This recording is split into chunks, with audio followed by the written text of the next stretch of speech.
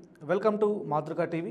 సామాజిక ఉద్యమకారుడు, విద్యావేత్త, గత 2 దశాబ్దాలుగా హన్మకొండ జిల్లా జేఏసీ కన్వీనర్గా ఉండి తెలంగాణ ఉద్యమంలో పోలీసుల చేతిలో లాఠీలు దెబ్బలు తిని తన ఆరోగ్యాన్ని సైతం కోల్పోయి అట్లాగే అనేక రకాల కేసులను ఎదుర్కొని తెలంగాణ కోసం పనిచేసినటువంటి నిర్విరామంగా పనిచేసినటువంటి తాడిశెట్టి క్రాంతికుమార్ గారు ఈరోజు మన స్టూడియోలో ఉన్నారు.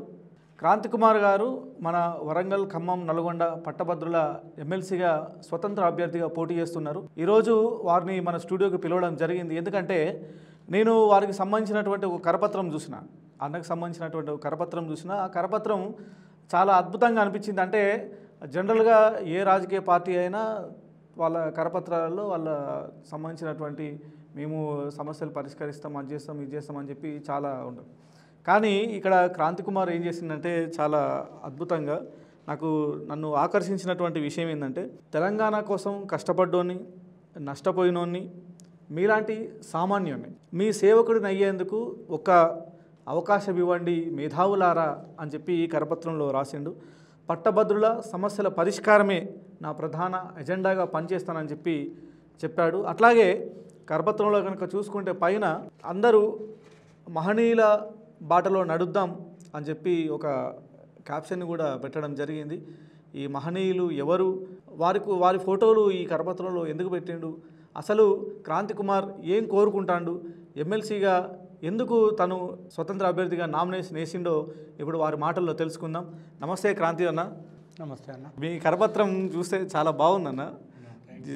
చూడ మహనీయుల బాటలో నడుద్దాం, వారి ఆశయ సాధనకై అని చెప్పి మీరు పెట్టిళ్ళు మహనీయుల ఫోటోలు. బుద్ధుని ఫోటో దగ్గర నుంచి మొదలు పెడితే ఇప్పుడు శ్రీకాంతాచారి అక్కడి వరకు ఫోటోలు పెట్టిళ్ళు. సో ఏంటి మీ కాన్సెప్ట్ ఏంటి అసలు? ఆ ఫోటోలో ఉన్న వాళ్ళందరూ కూడా అన్న వారి జీవితాలను త్యాగం చేసి ఈ దేశంలోని అట్టడుగు వర్గాలు, అసమానతలకు గురైనటువంటి ప్రజానికానికి విద్య పట్ల ఒక అందించాలి, ప్రతి ఒక్కరికి విద్యను అందించి జ్ఞానోదయం చేసి వారిని సమాజంలో ఒక ఉన్నత స్థాయిలో ఉంచేందుకు ప్రయత్నం చేసిన వీరులే వాళ్ళందరూ కూడా. మీరు మొదటి నుండి చూస్తే బుద్ధుడు అన్నారు, ఆయన ఒక రాజు అయినప్పటికి కూడా సర్వాన్ని త్యాగం చేసి సమాజంలో మార్పు కోసం మొదట ఒక రెవల్యూషనిస్ట్ థాట్ తీసుకొని వచ్చి సమాజంలోకి మొత్తం మార్పును తీసుకొచ్చారు.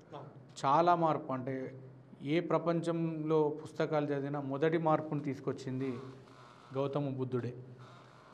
ఆయన కంటే ముందు మహావీర్ జైన్ గారు ఉన్నారు, కానీ బుద్ధుడు సంపూర్ణమైన మార్పు కోసం ప్రయత్నం చేశారు. తర్వాత మీరు చూసుకుంటే పూలే గారు కానీ, అంబేద్కర్ గారు కానీ, సాహు మహారాజ్ గారు కానీ, ఫాతిమా షేక్ గారు కానీ, మరియు సావిత్రిబాయి పూలే గారు కానీ, ఛత్రపతి శివాజీ మహారాజ్ గారు, ఇంకా చాలామంది ఉన్నారు. మన తెలంగాణ కోసం త్యాగం చేసినటువంటి చాకలి ఐలమ్మ కానీ, సర్దార్ పాపన్న గౌడ్ కానీ, ఇంకా శ్రీకాంతాచారి గారు కానీ, జయశంకర్ సార్ కానీ, వీళ్ళందరూ కూడా నిస్వార్థంగా ఈ సమాజం కోసం త్యాగం చేసినటువంటి వాళ్ళు. సో వాళ్ళే మాకు స్ఫూర్తి. ఒక నేతాజీ సుభాష్ చంద్రబోస్, ఒక భగత్ సింగ్, వీళ్ళంతా స్వార్థం లేకుండా ఈ దేశం కోసం, ఈ ప్రజల కోసం త్యాగం చేశారు. సో వారి స్ఫూర్తే నాకు ఈ ఎమ్మెల్సీకి నిలబడడానికి కారణం. ఓకే, అంటే ఎందుకు ఈ క్వశ్చన్ అడిగిన మిమ్మల్ని అంటే ఏ కరపత్రం చూసుకున్నా ముందు అభ్యర్థి ఫోటో దండం పెట్టి ఉంటుంది, ఆ తర్వాత వాళ్ళ పార్టీ నాయకుడు ఫోటో ఉంటుంది. కానీ నువ్వు చాలా అద్భుతంగా మహనీయుల ఫోటోలన్నీ పెట్టుకున్నావు. అదే నాకు చాలా బాగా అనిపించింది, అదే విషయం మాట్లాడదాం అనుకున్నా. అయితే ముఖ్యంగా అంటే మహనీయుల ఫోటోలు, ఉద్యమాలు, ఇవన్నీ మీ మాటల్లో అంటే తెలుస్తుంది. అంటే ఫ్యామిలీ బ్యాక్గ్రౌండ్ ఏమైనా ఉందా, అంటే ఉద్యమాలు అట్లా? వాస్తవంగా మా నాన్నగారి పేరు తాడిశెట్టి రాజేశ్వరరావు గారు, తల్లిగారి పేరు సూర్యకళ గారు. మా తండ్రి గారు మొదట 1969 తెలంగాణ ఉద్యమంలో, విద్యార్థి ఉద్యమంలో చురుగ్గా పాల్గొని తన విద్యా సంవత్సరాన్ని కోల్పోయి చాలా ఒడుదుడుకులు ఎదుర్కొని, ఎందుకంటే మా నాన్నగారికి చిన్నప్పుడే తల్లి చనిపోవడం జరిగింది, మా తాతగారే అన్నీ వారిని చూసుకోవడం.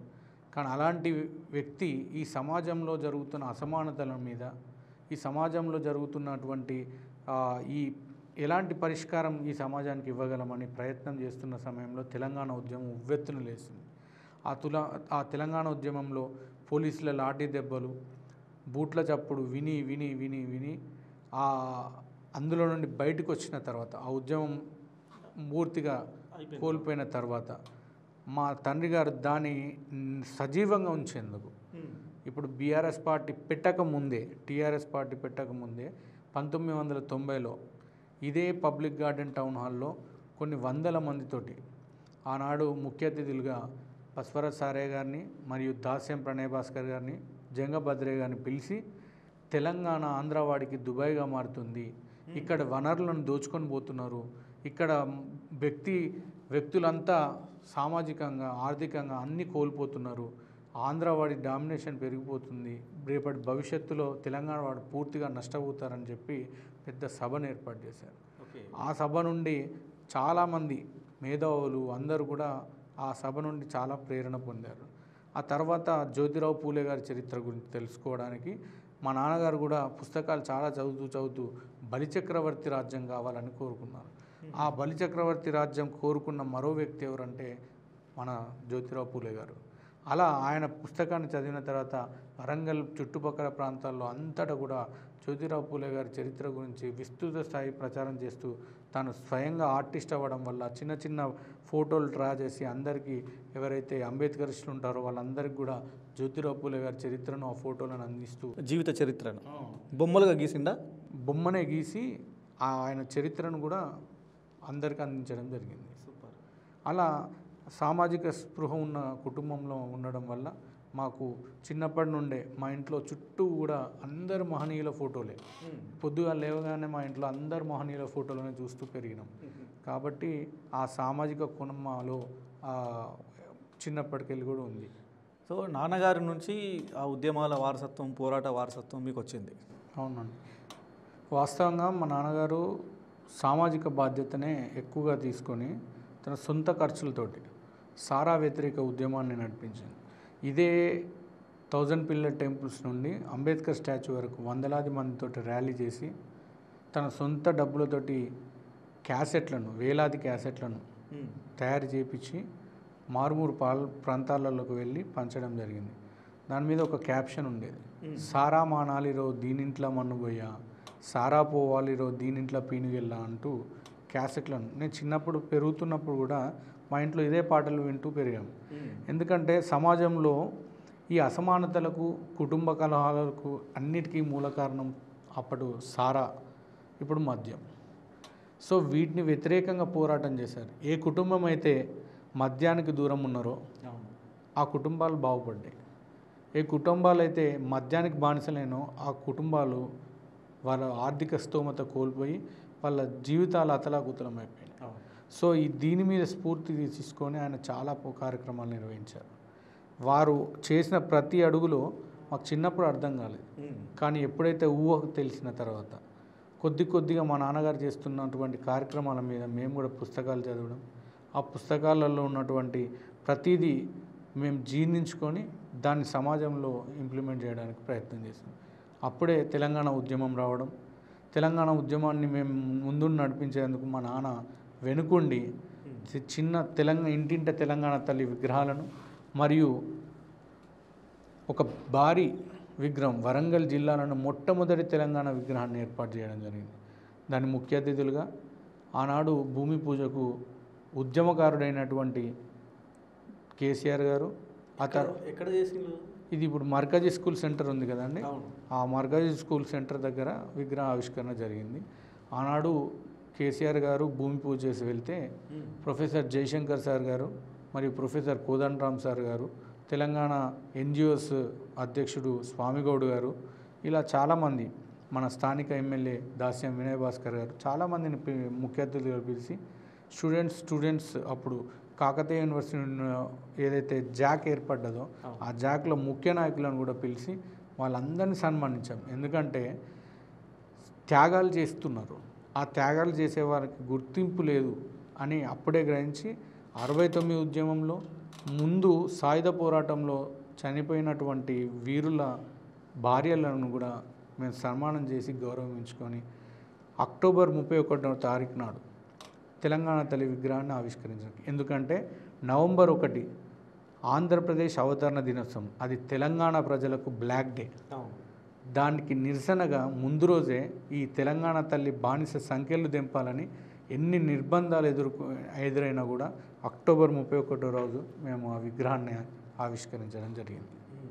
ఇలా మా ఉద్యమంలో ప్రతినిత్యం కాగడాల rally, candles rally, Telangana JAC ఎన్ని కార్యక్రమాలు పిలుపునిచ్చిందో వాళ్ళ పిలుపు మేరకు చేస్తూనే మేము ఇంకా వందలాది కార్యక్రమాలు చేశాం. రోడ్ల మీద బైక్ ర్యాలీలు, వంట వార్పులు, 41 రోజుల దీక్ష, ఇలా చాలా కార్యక్రమాలు. ఎన్నో ఒత్తిళ్ళు, ఒడిదుడుకులు, స్థానికంగా నాయకులు, అప్పుడున్న కాంగ్రెస్ నాయకులు చాలామంది మా మీద ఒత్తిడి తీసుకొచ్చారు. కొంతమంది మా మీద కలపత్రాలు పంచారు. ఎన్నో కేసులు చాలా ఇబ్బంది పెట్టినప్పటికీ మిలియన్ మార్చ్ పోదామన్నా, ఇంకా సాగరహారానికి పోవాలన్నా, ఎటు పోవాలన్నా పోలీస్ నిర్బంధాలు, మమ్మల్ని ఎక్కడికక్కడికి ముందు రోజే వచ్చి మమ్మల్ని హౌస్ అరెస్ట్ చేయడము, లేకుంటే పోలీస్ స్టేషన్లకు తరలించడం, ఇలా చాలా చేశారు. ఇలా చాలా సమాజం పట్ల కోల్పోయాము. ఇంకొకటి, ఆ సంవత్సరంలో జరుగుతున్నప్పుడు మా తమ్ముడు NIT వరంగల్ MBA చేశారు NIT వరంగల్లో. ఆ రోజు రాత్రి నాకు ఏం గుర్తు ఏంటంటే, తెల్లారితే న్యూ ఇయర్. ఆ న్యూ ఇయర్కి సంబంధంగా వచ్చే న్యూ ఇయర్లోనన్నా తెలంగాణ రాష్ట్రం ఏర్పడాలని బ్యానర్లు కడుతున్నాం. పోలీసు వాళ్ళు వచ్చి బ్యానర్లు కడుతుంటే మా వీపుల మీద లాఠీలతో కొట్టి వెళ్ళిపోయాను. అంత అది ఇప్పటికీ కళ్ళ ముందు కనపెడుతూ ఉంటుంది. అంటే మా సొంత తమ్ముని కొడుతున్నారు కాబట్టి ఆ బాధను చూసి తట్టుకోలేకపోయాను. ఇలా చాలా ఎదుర్కొన్నాం.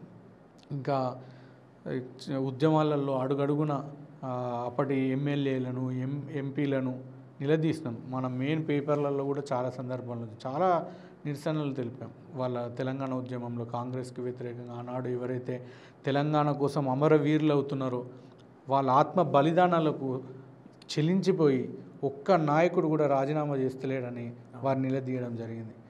వాస్తవంగా జయశంకర్ సార్ కానీ, తెలంగాణ అమరవీరులు కానీ వాళ్ళ ఆశయం ఏంటండి? నీళ్లు, నిధులు, నియామకాలు, ఇక్కడ తెలంగాణ ప్రజలకు రావాల్సిన హక్కులను కల్పించండి అనేదే వాళ్ళు మొదటి నుండి పోరాడినరు.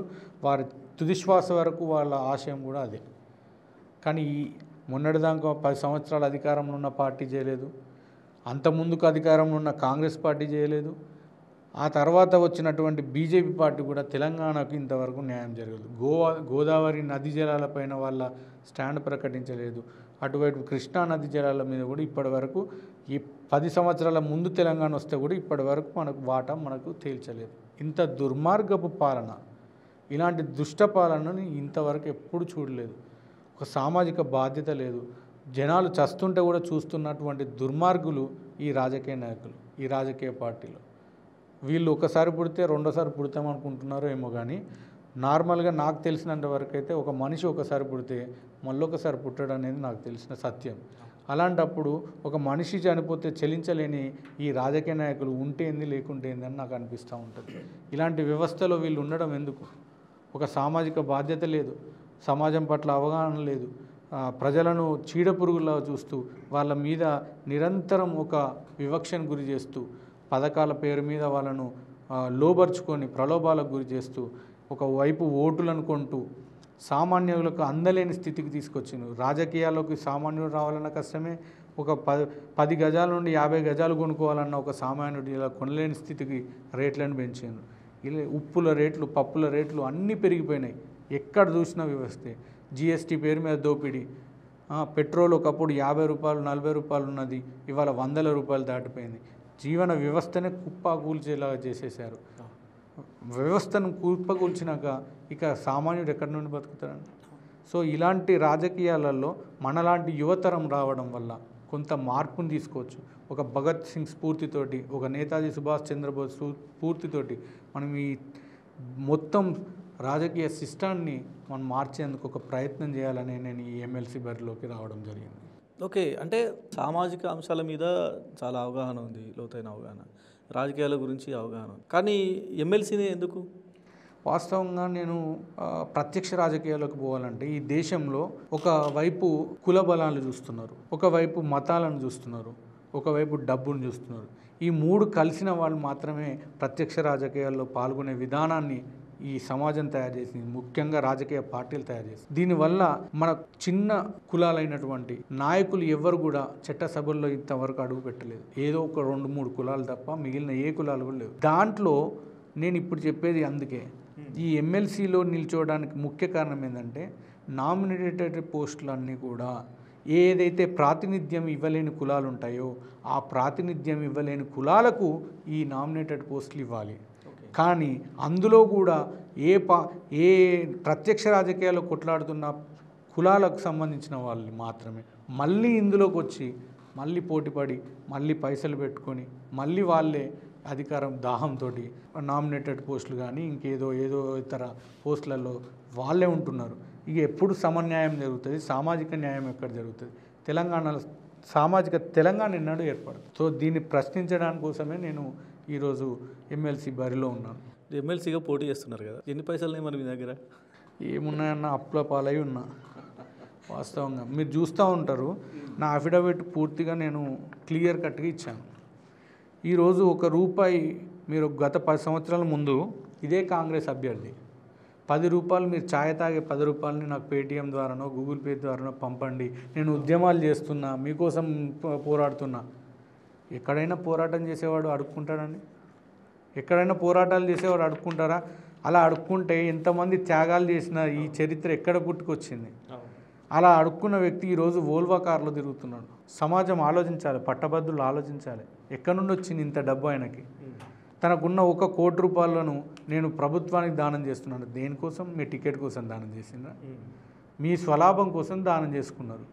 మీ దగ్గర ₹1,00,00,000 ఉన్నదా? ఈరోజు మీరు ఎక్కడికి పోయినా జనాల సమూహంతో మీటింగ్లు పెడుతున్నారు.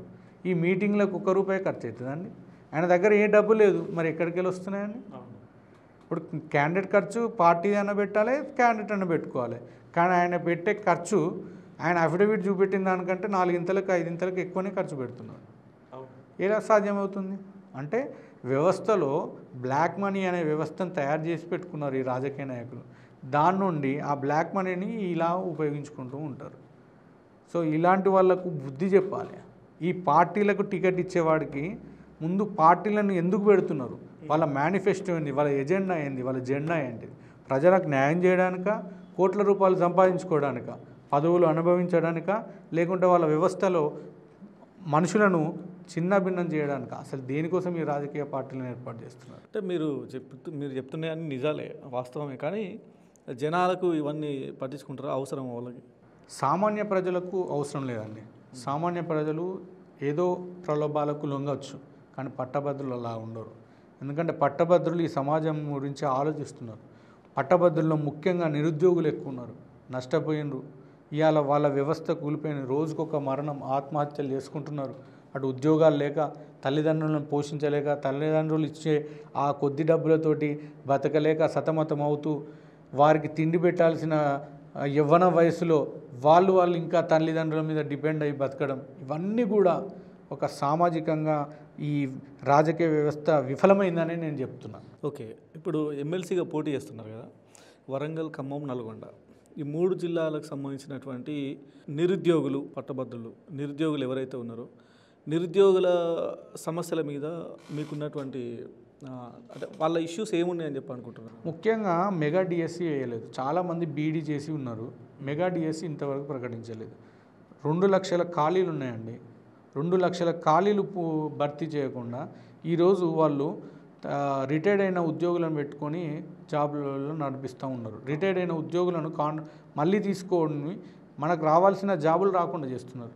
ఒక చిన్న స్థాయి వ్యక్తులు రిటైర్మెంట్ కావాలంటే ఉన్నత పదవుల్లో రిటైర్మెంట్ కావలేకపోతున్నారు.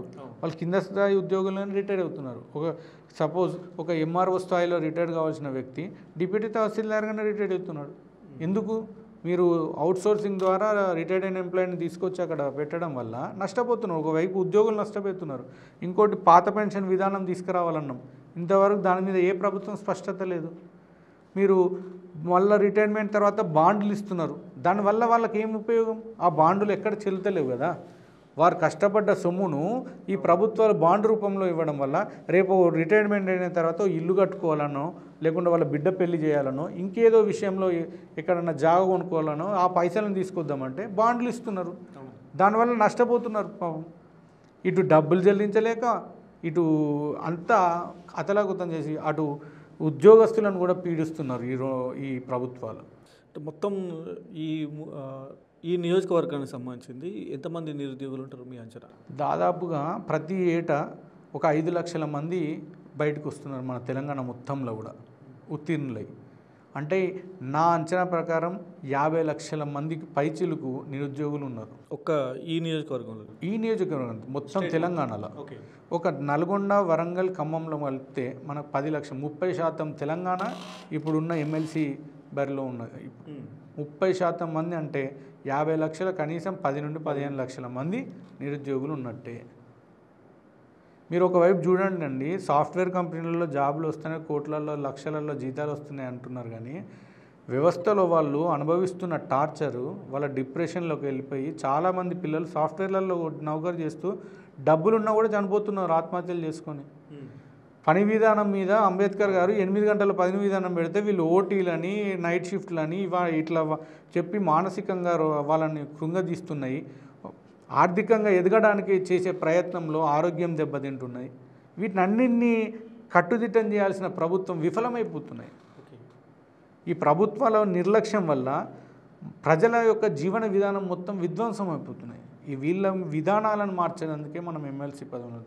గత ప్రభుత్వంలో మన ఇక్కడ నుండి గెలిచినటువంటి 2 సార్లు కూడా ఇక్కడ బీఆర్ఎస్ ప్రభుత్వం నుండి వెళ్ళిన వాళ్ళే ఉన్నారు. ఒక్కనాడు కౌన్సిల్లో మాట్లాడలేదు, ఒక నిరుద్యోగుల మీద మాట్లాడలేదు, మహిళల హక్కుల మీద మాట్లాడలేదు, ఉద్యోగస్తుల గురించి మాట్లాడలేదు, రైతుల గురించి మాట్లాడలేదు. వీళ్ళు ఇంకెవరి గురించి మాట్లాడతారండి? వాళ్ళ ఎజెండాలు ఏంటి? రేపు 119 మంది వివిధ పార్టీల ఎమ్మెల్యేలు అసెంబ్లీలో ఉన్నాక మళ్ళీ ఎమ్మెల్సీగా వీళ్ళు పోయి ఏం చేస్తారండి? మేము ప్రశ్నించే గొంతుక అంటున్నారు కదా. ఆల్రెడీ 119 మందిని మీ ప్రతి నియోజకవర్గం నుండి గెలిచిన వాళ్ళు ఉన్నారు కదా, వాళ్ళు ప్రశ్నిస్తారు కదా వాళ్ళ పార్టీల నుండి. ఈ ప్రశ్నించే గొంతుకలు ఎందుకండి? మళ్ళీ మనకు కొత్తగా వీళ్ళు ప్రశ్నించేది ఏముంటుంది? వాళ్ళు కాకుండా ఎమ్మెల్యేల కంటే గొప్పనా వీళ్ళు ప్రశ్నించడానికి వచ్చేటోళ్ళు? వీళ్ళ కేవలం వాళ్ళ ఆస్తులను కాపాడుకోవడం కోసం, వాళ్ళ కుటుంబాలను రాజకీయాల వైపు తీసుకురావడం కోసం, వారసత్వ రాజకీయాల కోసం, ఇందుకోసమే తప్ప వాళ్ళ కులాల నాయకులు ఆ పోస్టులో ఉండడం కోసం చేసే ప్రయత్నాలే తప్ప వాస్తవంగా వీళ్ళెవ్వరు కూడా ప్రజల కోసం వచ్చేటోళ్ళు అయితే కాదండి. క్రాంతి గారు, వరంగల్, ఖమ్మం, నల్గొండ పట్టభద్రుల నియోజకవర్గం నుంచి ఎమ్మెల్సీగా పోటీ చేస్తారు. మీతో పాటు ఇండిపెండెంట్స్గా కూడా చాలామంది చేస్తున్నారు. పొలిటికల్ పార్టీస్ నుంచి కూడా చాలామంది పొలిటికల్ పార్టీస్ కూడా సపోర్ట్ చేస్తున్నాయి కొంతమందిని. వాళ్ళకి మీకు ఉన్న తేడా ఏంటి? ఈ నియోజకవర్గంలో ఉన్న పట్టభద్రులు మీకే ఎందుకు ఓటేయాలి? వాస్తవంగా ఈ కరపత్రం చూడండి. ఈ కరపత్రంలో సబ్బండ వర్గాలకు సంబంధించినటువంటి సమస్యలు, ముఖ్యంగా నిరుద్యోగ సమస్యల మీద ప్రతి నియోజకవర్గంలో ఏమేమి కావాలో అనేది దీంట్లో పొందుపరిచినాం. దీనికంటే ఎక్కువ డేటా నా దగ్గర ఉంది. వాస్తవంగా ఈ కరపత్రం రాయడానికి కూడా ప్లేస్ సరిపోలేదు. దాన్ని కుదించి ఈ స్థాయికి తీసుకొచ్చినాం. వాస్తవంగా మేనిఫెస్టో అంటే నేను కేవలం ఈ 3 నియోజకవర్గాలతో పాటు తెలంగాణ మొత్తానికి ప్రాతినిధ్యం వహించాల్సి వస్తుంది. ఎందుకంటే 30% తెలంగాణ ఇప్పుడు ఉన్నది. నేను ఇంకొకటి కూడా చెప్తున్నాను, నిరుద్యోగులు అంటే కేవలం మన నిరుద్యోగులు కాదు, రాజకీయంగా కూడా నిరుద్యోగులు ఉంటారు. వారికి కూడా అవకాశాలు దక్కాలి. ఇదే ఒకప్పుడు పట్టభద్రులు అంటే చాలా తక్కువ మంది ఉండడం వల్ల ఈ 3 నియోజకవర్గాలు కలిపి ఒక్క నియోజకవర్గం కింద చేసి ఎమ్మెల్సీగా ప్రకటించారు. ఇవాళ జనాభా పెరిగింది, పట్టభద్రులు పెరిగినరు, అన్నీ పెరిగినాక కూడా ఇంకా దీన్ని 3 నియోజకవర్గాల్లో పెట్టడం వల్ల అది అక్కడే అయిపోయింది. జిల్లాకు ఒక గ్రాడ్యుయేట్ ఎమ్మెల్సీ ఉంటే ఇంకో 2కి అవకాశం కల్పించవచ్చు. ఇట్లా నిరుద్యోగ సమస్య ఒక విధంగా రాజకీయ నిరుద్యోగ సమస్య తిరిగిపోతుంది. రెండోది, మీరు అన్నారు కదా మీకే ఎందుకు ఓటు వేయాలి, మీరు కరపత్రం చదివినా అన్నారు కదా అన్న. ఈ కరపత్రంలో ప్రతి నియోజకవర్గంలో నిరుద్యోగుల సమస్యకై పోరాడుతా మరియు విద్యావ్యాప్తి కోసం కేంద్ర స్థాయిలో పొట్లాడైన ఐఐటి, ఐఐఎం, మెడికల్ కాలేజీలు కూడా తీసుకొస్తా అని చెప్పిన. సంపూర్ణ అవగాహన ఉందన్న. నేనేమంటున్నా అంటే నా ఒక్కడికి కాదు, నేను ఒక్క వ్యక్తిగా మాట్లాడలేదు.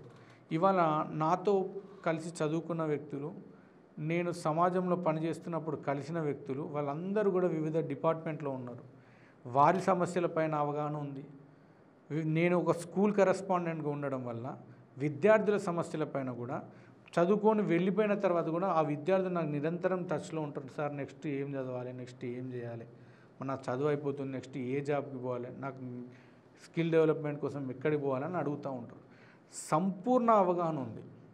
కొంతమంది సార్లు అని చెప్పుకొని కూడా ఇండిపెండెంట్లోకి వచ్చింది. కేవలం నిరుద్యోగ సమస్య మీద మాట్లాడుతున్నారు. వాళ్ళని ఒక వాళ్ళు సంపాదించుకోలేదని, వాళ్ళు జర్నలిస్టుల పేరు మీద, వాళ్ళు ఆ తర్వాత ఈ కోచింగ్ సెంటర్ల పేరు మీద విపరీతమైన డబ్బు సంపాదించుకొని మళ్ళీ విద్యార్థుల పట్ల ఏదో సానుకూలంగా ఉన్నట్టు మాట్లాడుతూ ఇవాళ వాళ్ళు ఓట్లు దండుకునే ప్రయత్నం చేస్తున్నారు. కేవలం ఒక వ్యక్తికి వ్యతిరేకంగా పోరాటం చేసి ఆ వ్యక్తికి వ్యతిరేకంగా పోరాటం చేసినందుకు మాకు ఓట్లు వేయమని కోరుతున్నారు. ఇదైతే దుర్మార్గమైన చర్య. మీరు ఒక వ్యక్తికి వ్యతిరేకంగా పోరాటం చేసింది కానీ వ్యవస్థలో మార్పు తీసుకురావడానికి పోరాటం చేయలేదు. ఈ మహనీయుల యొక్క త్యాగాల గురించి మీరు పోరాటం చేయలేదు. అలా పోరాటం చేసే ఉంటే నేను కూడా మద్దతు ఇచ్చేవాడినేమో. కానీ మీరు స్వార్థం కోసం ఈ ప్రజలను వాడుకుంటున్నారు.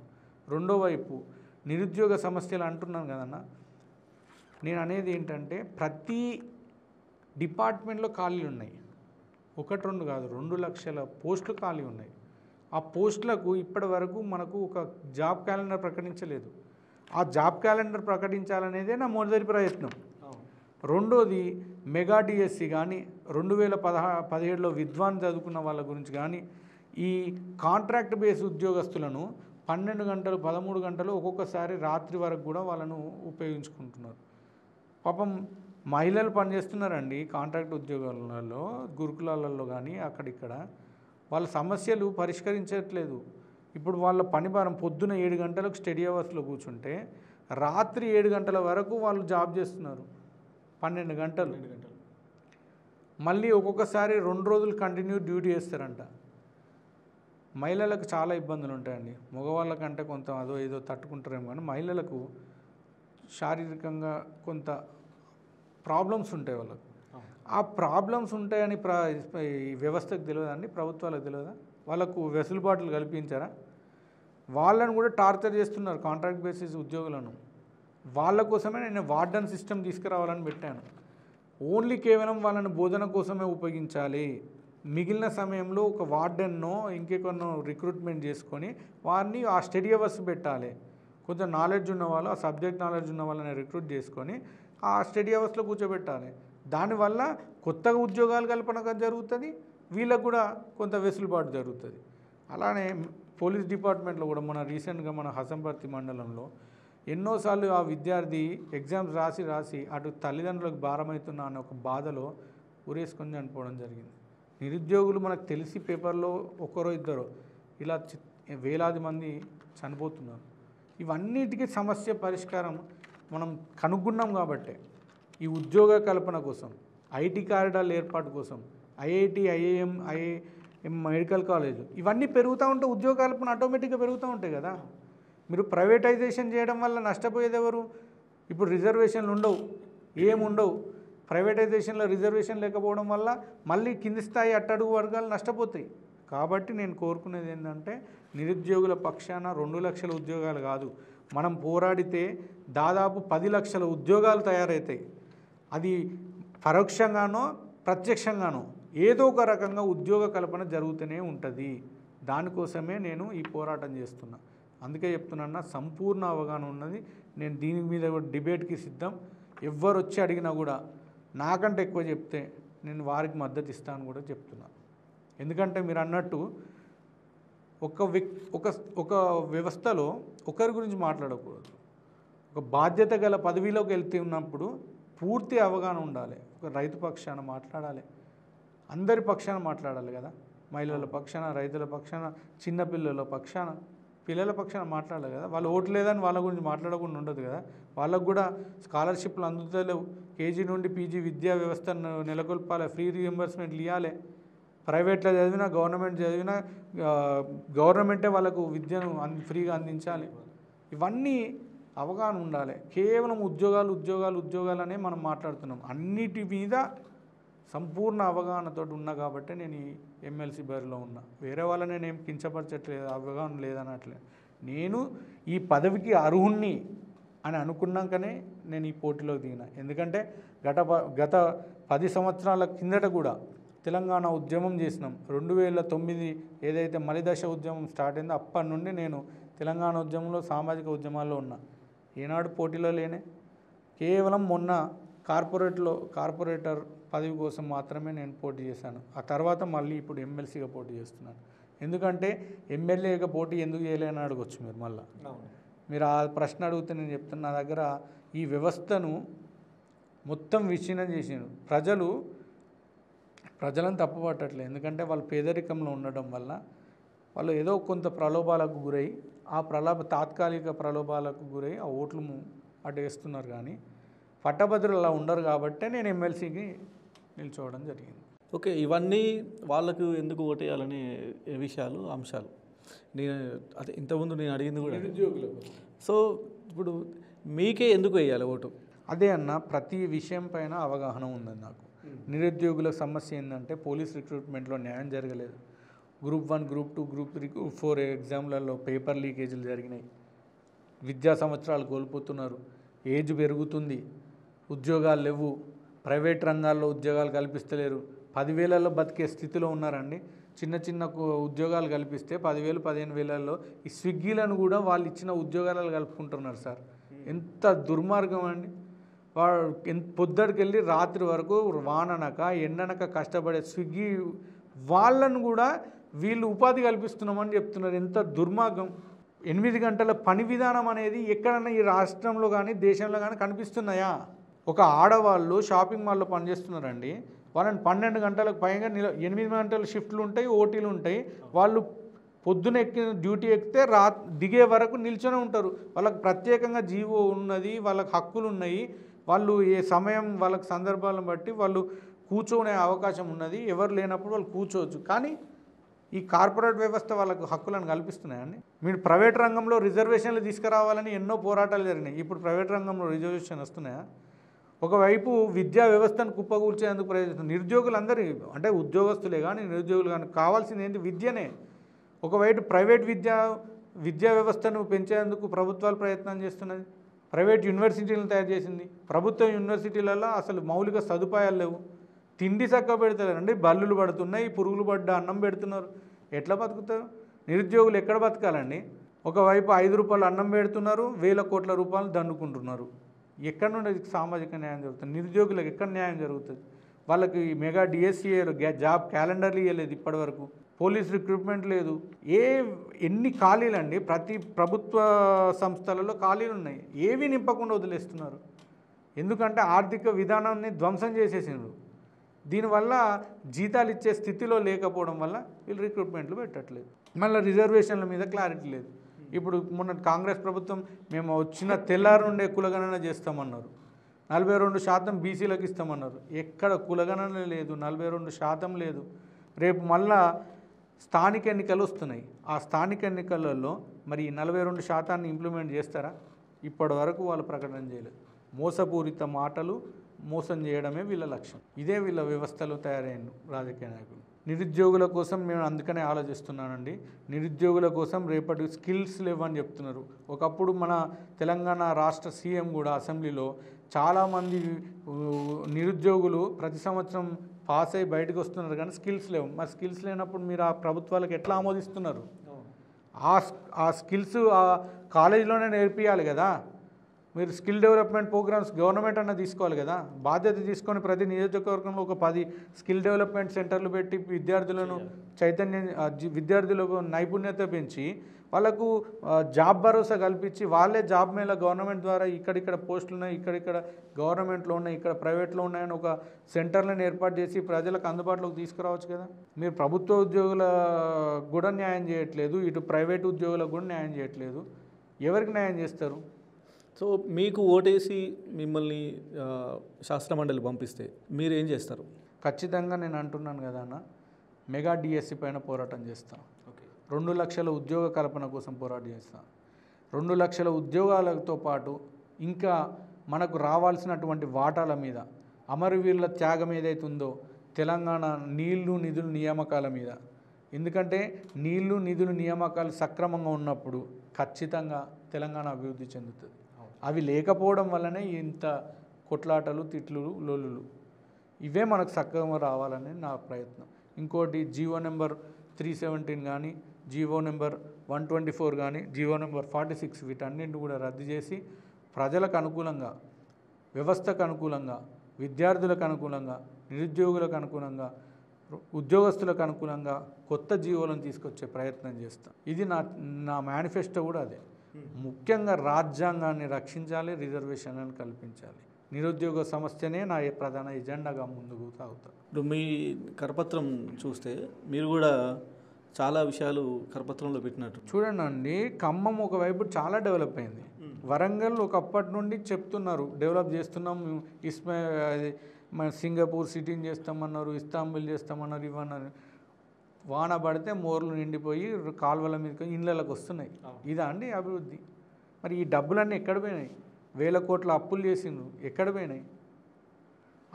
సరే, ప్రజలు ఎప్పటికప్పుడు నిరంతరం జరుగుతున్న పరిణామాలను గ్రహిస్తూ ఏ ప్రభుత్వాన్ని కూలగొట్టాలో తెలుసు, ఏ ప్రభుత్వాన్ని తీసుకురావడం తెలుసు. ఇవాళ కొత్త ప్రభుత్వం వచ్చి 100 రోజులు దాటిపోయాక కూడా మనకు ఎలాంటి హామీలు నెరవేరలేదు. మరి ప్రజలకు, నిరుద్యోగులకు వీళ్ళు ఏం చెప్పగలుచుకున్నారు? ఇప్పుడు కొత్తగా వీళ్ళని పంపించాల్సిన అవసరం ఏమున్నదని నా అభిప్రాయం. ఎందుకంటే ఆల్రెడీ అసెంబ్లీలో, మన కౌన్సిల్లో ఇటు బీజేపీ తరఫున నాయకులు ఉన్నారు, అటు టీఆర్ఎస్ తరఫున, బీఆర్ఎస్ తరఫున నాయకులు ఉన్నారు, ఇటు కాంగ్రెస్ తరఫున నాయకులు ఉన్నారు. మళ్ళీ వీళ్ళు ఎందుకండి? ఎందుకంటే గవర్నర్ కోటాలో కానీ, ఉపాధ్యాయ కోటాలో కానీ, గ్రాడ్యుయేట్ కోటాలో కానీ ఈ స్వతంత్రంగానే ఎలక్షన్స్ జరగాలి. ఏ పార్టీల నాయకులు కూడా మద్దతు పలకకూడదు. దీనివల్ల ఏమవుతుందంటే స్వతంత్రంగా ఉన్న వ్యక్తి సమస్యల మీద పరిష్కారం కోసం మాట్లాడే హక్కు ఉంటుంది. లేకపోతే పార్టీ ఎజెండానే వాళ్ళ ప్రధాన ఎజెండాగా మారి ఎక్కడ వాళ్ళు మాట్లాడరు. వాళ్ళు మాట్లాడాలన్నా హైకమాండ్ నుండి వాళ్ళకు రిస్ట్రిక్షన్స్ ఉంటాయి, మాట్లాడలేరు. రేపటి రోజున వీళ్ళు గెలిచినా కూడా చేసే ప్రయోజనం ఏమి కూడా లేదని నా అభిప్రాయం. ఓకే, ఒక సామాజిక ఉద్యమకారుడిగా, తెలంగాణ ఉద్యమకారుడిగా, అంటే నాన్నగారి నుంచి ఒక పోరాట స్ఫూర్తిని అందుకున్నటువంటి వ్యక్తిగా, ఒక ఉన్నత విద్యావంతుడిగా, సో ఇన్ని సమస్యల మీద మీకున్నటువంటి అవగాహన, సో అంటే మీకు ఒక పర్టికులర్ ఒక దృష్టి ఉంది సమస్యల మీద, నిరుద్యోగుల సమస్యల మీద చేస్తానని ఒక నమ్మకం కూడా ఉంది. సో అందుకని మీరు ఇండిపెండెంట్గా చేసిండ్రు. కానీ ఇండిపెండెంట్గా ఎందుకు చేసి లేదన్నా? నేను అదే చెప్తున్నాను, పార్టీ వద్దనే చెప్తున్నా. నాకు కూడా కొన్ని పార్టీలు ఫోన్ చేసి పార్టీ టికెట్ ఇస్తామన్నారు. అట్లా చేస్తే నాది నెంబర్ 33 కాదు, 3వ నెంబరు 4వ నెంబరు వచ్చు. నేను ఏమంటున్నా, ఇందులో పార్టీల ఇన్వాల్వ్మెంట్ ఉండొద్దు. నా ప్రశ్నే అది. మీరు గ్రాడ్యుయేట్స్ కానీ, గవర్నర్ కోటా కానీ, ఉపాధ్యాయ కోటాలో ఈ రాజకీయ పార్టీల ప్రమేయం ఉండకూడదు. రాజకీయ పార్టీలు ఇన్వాల్వ్ కావద్దు. అదే మన ప్రధాన ఎజెండా. స్వతంత్రంగానే పోటీ చేయాలి. అప్పుడు పోటీ చేసినప్పుడే చుక్క రామయ్య లాంటి వాళ్ళు, ఒక మేధావులు, కోదండరామ్ సార్ లాంటి వాళ్ళు, మనలాంటి వాళ్ళు వస్తారు. లేకపోతే మళ్ళా రాజకీయంగా డబ్బులున్న వాళ్ళే ఈ పదవులలో కూడా పోటీ చేసి దీన్ని కూడా సర్వనాశనం చేసి ఓట్లను పైసలతో కొని మళ్ళీ వాళ్ళ ప్రజల్ని ప్రలోభాలకు గురి చేసి ఏదో రకంగా మీటింగులు పెట్టి, భోజనాలు పెట్టి ప్రలోభాలకు గురి చేసి మళ్ళా ఓట్లు దండుకునేందుకు ప్రయత్నాలు చేస్తున్నారు. దీన్ని కూడా ఖరాబ్ చేయడానికి పెద్దల సభ అంటే ఒక గౌరవంగా, హోదాగా, ఒక ఉన్నత విద్యావంతులు, సమాజం పట్ల అవగాహన ఉన్నవాడు, సమాజం పట్ల బాధ్యత ఉన్నవాడు చెప్పుకోవాల్సిన పెద్దల సభకు ఈరోజు దుర్మార్గంగా ఒక జర్నలిజం పేరు మీద ఒక మంత్రులను తిడతాడు, ముఖ్యమంత్రులను తిట్టే వ్యక్తి ఇవాళ జర్నలిజం పేరు మీద అక్కడికి పెద్దల సభ పోతే ఏం మాట్లాడతారండి? ఒక మంత్రో వాళ్ళ సహచరుడు ఎవరన్నా అసహనంతో ఏదైనా మాట్లాడితే వాళ్ళని కూడా బూతులతో తిడతాడేమో. అట్లాంటప్పుడు అది పెద్దల సభ అవుతుందా, బూతుల సభ అవుతుందా? మీరే ఆలోచించండి. ఒకవైపు బీఆర్ఎస్ పార్టీ మీద దాడి చేసి, బీఆర్ఎస్ని నిరంతరం తిట్టి, బీఆర్ఎస్ ఒక బండబూతులు తిట్టి, బీఆర్ఎస్ నాయకుల మీద భూ కబ్జాదారులని అవ్వని ఇవ్వని చెప్పి ఈరోజు రాకేష్ రెడ్డి గారు అదే పార్టీ మీద దాడి చేసిన పార్టీ ఆఫీస్లో పోయి పార్టీ కండువా కప్పుకొని మళ్ళీ అదే పార్టీ టికెట్ తెచ్చుకొని నాకేయండి, ఆ రోజు కేసీఆర్ గారు అభివృద్ధి చేసిండ్రు, ఇది చేసిండ్రు అని చెప్తున్నారు.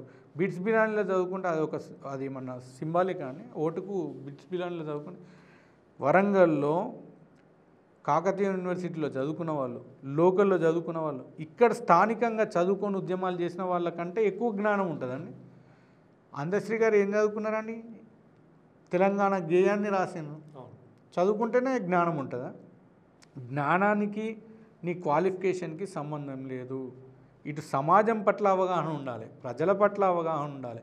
ప్రజాక్షేత్రంలో ప్రజలు అనుభవిస్తున్న బాధలు తను అనుభవిస్తున్నట్టు ఫీల్ అయినప్పుడే మనం ప్రజల సమస్య పరిష్కరించాలి. వీళ్ళు వాళ్ళ అఫిడవిట్లు చూడండి అండి, మీరు నెట్లో పెట్టిండ్రు, నవ్వుకుంటారు. వాళ్ళ జేబులలో రూపాయి లేదంట, వాళ్ళ జేబులలో రూపాయి లేదు. వాళ్ళు పెట్టే సభలకు లక్షల రూపాయలు, వేలాది మంది వస్తున్నారు, భోజనాలు ఇవి అవి హంగు ఆర్భాటాలతోటి ఫంక్షన్ హాల్లో చేస్తున్నారు.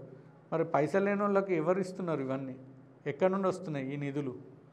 ఇవన్నీ కూడా పట్టభద్రులు ఆలోచించాలి.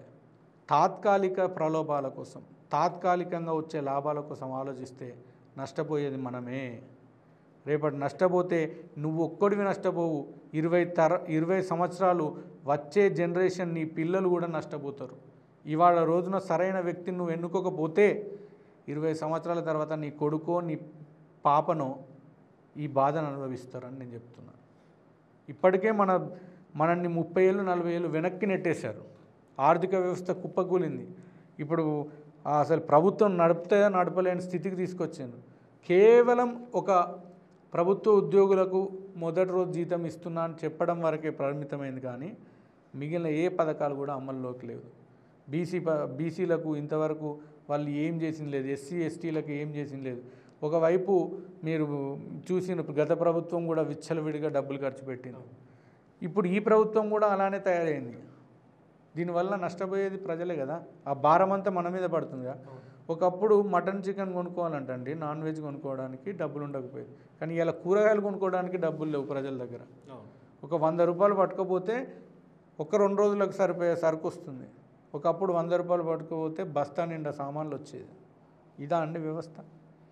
వీళ్ళు వాటి మీద మాట్లాడారు, కేవలం ప్రజలను మభ్యపెట్టే మాటలు, మీకు ఇది ఫ్రీ ఇస్తాము అది ఫ్రీ ఇస్తాము అని చెప్పి ప్రజలను ప్రలోభాలకు గురి చేస్తున్నారు. ఆఖరికి ఉద్యోగులను కూడా వీళ్ళు అలానే భ్రమలోకి నెట్టేస్తున్నారు. కాబట్టి ఈసారి పట్టభద్రులు ఖచ్చితంగా ఆలోచించి ఓటేస్తారు. ఆ ఓటు ద్వారానే మార్పు తీసుకొస్తారు. అంబేద్కర్ గారు చెప్పినట్టుగా మనకిచ్చిన హక్కును సద్వినియోగం చేసుకోవాలని నేను కోరుకుంటున్నాను. సో చివరిగా పట్టభద్రులకి మీరు ఏం చెప్పాలనుకుంటున్నారు? అందరికీ వరంగల్, ఖమ్మం, నల్గొండ పట్టభద్రులకు, మేధావులకు, విద్యావంతులకు నేను కోరుకునే ఒక్కటే, నేను తాడిశెట్టి క్రాంతి కుమార్, సీరియల్ నెంబర్ 33, మీ మొదటి ప్రాధాన్యత ఓటు నాకు వేసి గెలిపించండి. ఎందుకంటే రేపటి సమాజాన్ని మనం గొంతు ఎత్తి ప్రశ్నించాలంటే, ప్రజా సమస్యలు నా గొంతుగా నుండి వినిపించాలంటే మీరు నాకు ఈ అవకాశం కల్పించాలి. ఎందుకంటే గతంలో ఎంతోమంది త్యాగాలు చేశారు. శ్రీకాంతాచారి గారు కానీ, జయశంకర్ సార్ కానీ, సాకలి ఐలమ్మ కానీ, సర్వై పాపన్న గౌడ్ గారు కానీ, బుర్రా రాములు గారు కానీ, ఇంకా చాలామంది, కొండా లక్ష్మణ బాపూజీ గారు కానీ, వీరందరి త్యాగాల ఫలితంగా వచ్చిన తెలంగాణ, కాళోజీ నారాయణ గారు కానీ, వీళ్ళందరి త్యాగాలు చేసినటువంటి తెలంగాణ ఈరోజు ఒక దుష్ట పాలనలో, దుర్మార్గపు పాలనలో బందీ అయి ఉన్నది. అటు గత ప్రభుత్వం, ఈ ప్రభుత్వం నిరుద్యోగులకు జాబ్ క్యాలెండర్లు ఇప్పటివరకు ప్రకటించలేదు. ఒకవైపు ఉద్యోగస్తుల గోసపుచ్చుకుంటున్నారు, నిరుద్యోగస్తులకు, విద్యార్థులకు స్కాలర్షిప్లు ఇవ్వకుండా దుర్మార్గంగా చేస్తున్నటువంటి ఈ ప్రభుత్వాలకు బుద్ధి చెప్పడానికి నాకు కౌన్సిల్లోకి పోయే ఒక అవకాశం ఇవ్వండి. తద్వారా మన హక్కుల కోసం మాట్లాడేందుకు ఒక అవకాశం దక్కుతుందని నేను అనుకుంటూ మీ అందరినీ విన్నవిస్తున్నా. మీ మొదటి ప్రాధాన్యత vote serial number 33 Tadisetti Kranthi Kumar గారికి వేసి గెలిపించాల్సిందిగా కోరుకుంటూ అన్నా. మా స్టూడియోకి వచ్చి మీ రాజకీయ అభిప్రాయాలని, సామాజిక ఉద్యమాలు చివరిగా ఒకటి చెప్పాలన్నా, ఎందుకంటే ఇది చెప్పాలో లేదో తెలియదు, కానీ మా తల్లిగారు వారు కూడా మా నాన్నగారు చెప్పిన ప్రతి బాటలో నడిచి 1990లో సావిత్రిబాయి పూలే గారి చరిత్ర గురించి చాలా ప్రయత్నాలు చేశారు. వారి జయంతి కార్యక్రమాలు, వందలాది మహిళా మండళ్లను ఏర్పాటు చేసి ఆ మహిళలతోటి, అప్పుడున్న స్థానిక ఎమ్మెల్యేలతోటి వాళ్ళు పోరాటం చేశారు. మా నాన్నగారు చెప్తూ ఉండేది ఒక మాట, పుట్టినప్పటి నుండి చనిపోయిన తర్వాత కూడా మనం ఈ సమాజానికి ఉపయోగపడాలి. దానిలో భాగంగానే మా అమ్మగారు 2019లో చనిపోవడం జరిగింది. మా నాన్నగారు మేమందరం కూడా ఒక నిర్ణయం తీసుకొని, మా అమ్మగారి ఆశయం కూడా అదే, వారి పార్థివ దేహాన్ని కాకతీయ మెడికల్ కాలేజ్కి ఇవ్వడం జరిగింది. వారి ఐస్ని ఎల్వి ప్రసాద్ హై హాస్పిటల్కి కూడా డొనేట్ చేయడం జరిగింది. ఇలా మా సామాజిక బాధ్యత నెరవేర్చుకుంటూ పుట్టిన తర్వాత చనిపోయిన తర్వాత కూడా ఈ సమాజానికి ఉపయోగపడాలనే ఒక గొప్ప లక్ష్యంతో మా నాన్నగారు మా అమ్మగారు మమ్మల్ని పెంచారు. అదే కొనసాగిస్తాం. కాళోజీ నారాయణ గారు కూడా ఒక మాట చెప్పాను, ఏ పార్టీ వాడని చూడకండి, ఏ పార్టీ వాడని చూడండి. ఆ ఏ పార్టీ వాడంటే ఆ వ్యక్తి యొక్క గుణగణాలు చూసి ఓటు వేయండి అని చెప్పారు. ఇవాళ నేను తెలంగాణ ప్రజానికాన్ని కూడా కోరుకునేది ఒకటే, పార్టీలను చూడకండి, వ్యక్తి యొక్క గుణగణాలను చూసి ఓటేయండి అని కోరుకుంటున్నాను. తప్పకుండా సీరియల్ నెంబర్ 33 వేయండి. మీ బాధ్యత గల ఓటును నేను బాధ్యతగా తీసుకొని రేపటి రోజు మీకోసం పోరాడతానని ఈ సందర్భంగా తెలియజేస్తున్నాను. Thank you very much Kranthi గారు. ఇంకా మా స్టూడియోకి వచ్చి మీ విలువైన అభిప్రాయాల్ని ప్రేక్షకులతో పంచుకున్నందుకు చాలా ధన్యవాదాలు. నమస్కారం. థ్యాంక్ యూ అన్న.